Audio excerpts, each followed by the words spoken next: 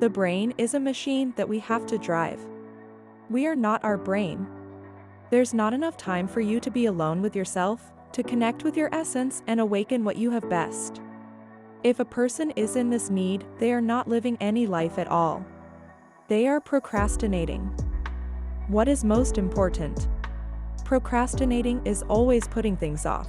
You delay doing something right away, and keep pushing it to tomorrow or the day after, and you end up not doing it. A classic example of procrastination is the famous Monday diet that always starts on Monday and ends on Tuesday or Monday afternoon. We have to understand that it is common for us to have some level of procrastination on a particular subject, difficulty prioritizing things. But today we live in a much greater procrastination because our possibility of distraction has increased. And I say the following: the main reason for procrastination today is called social media, or cell phones. Nowadays, people sit down to do something with their cell phone next to them. And then they start doing it, something comes up from WhatsApp or Twitter or Instagram, from social networks in general. So what happens? People can't prioritize anymore. And it's unbelievable how much time social media wastes. Because you say, I'll spend 15 minutes. 3 hours pass, and you're lost. Why? Because you open millions of possibilities, you start getting into someone's life, and then one thing leads to another, and you end up forgetting what you were doing. You go to Google to search for something, and then a message pops up, and you forget what you were looking for. Another thing is that I think everyone today lives in this excessive stimulus that makes you lose sight of what needs to be done. Now it's so interesting that the people who created social media are the same ones who don't let their kids spend more than an hour on social media.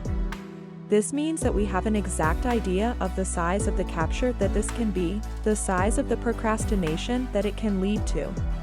So I always say, if we don't have enough knowledge, we'll be captured by it and we'll only see the negative side of things. There's a wonderful movie called The Social Dilemma that I suggest people watch, because if the creators are trying to reduce the time, it's because it has a very strong power of brain capture. And this is a capture that makes you lose control of your brain, right? The brain is a machine that we have to direct. We are not our brains. We are the directors and screenwriters of everything that the brain will experience. So we need to have an understanding that we have to plan our lives and avoid procrastination.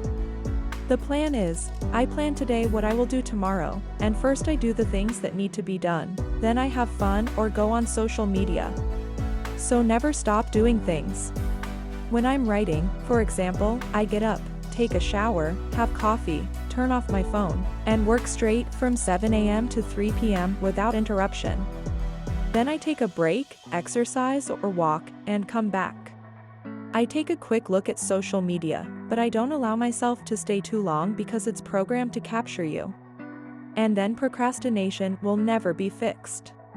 There's a very serious study done by a professional I really like, Professor Nabucco from Sao Paulo, before the pandemic.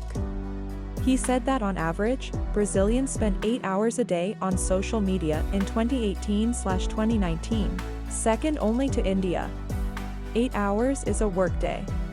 If we understand that within those 8 hours, we have to sleep for 8 hours, that's 16.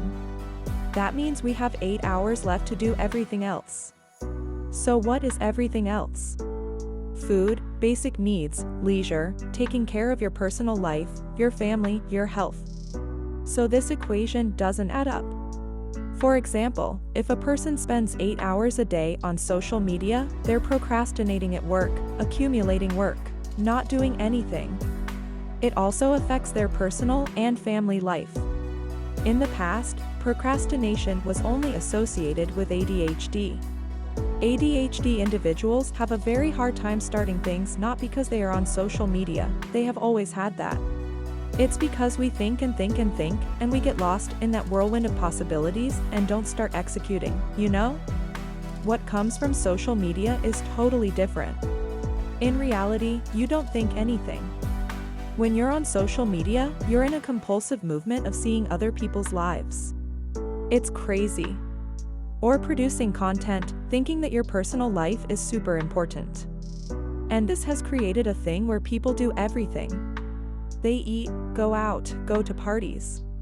Some people go to a party just to take a photo and go back home. They take a photo and leave, like that. It's not about having experienced something, it's about posting. As if people had a need to be present in everything or everything that is cool, let's say.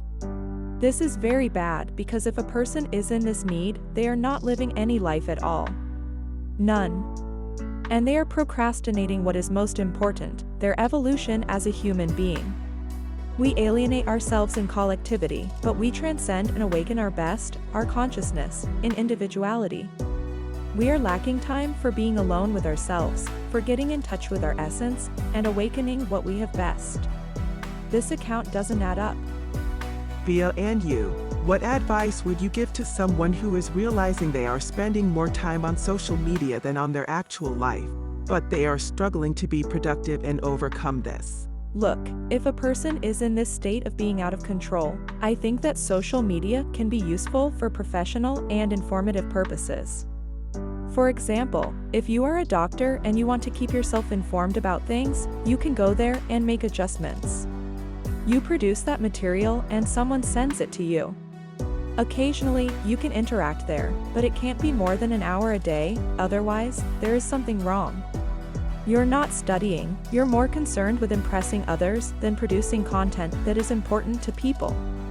If you're not using social media for useful information that can benefit everyone, and within the context of your professional talent, I would say it's time to detox. Digital detox. Humans only become human when they add value. We don't become human just because we bought the most expensive purse or because we envy someone else's jewelry. That's a trip. On the contrary, it dehumanizes us. It puts us in a much lower condition than all the other animals on the planet. So I think it's time for a revolution. A revolution of values, not a revolution of exhibitionism.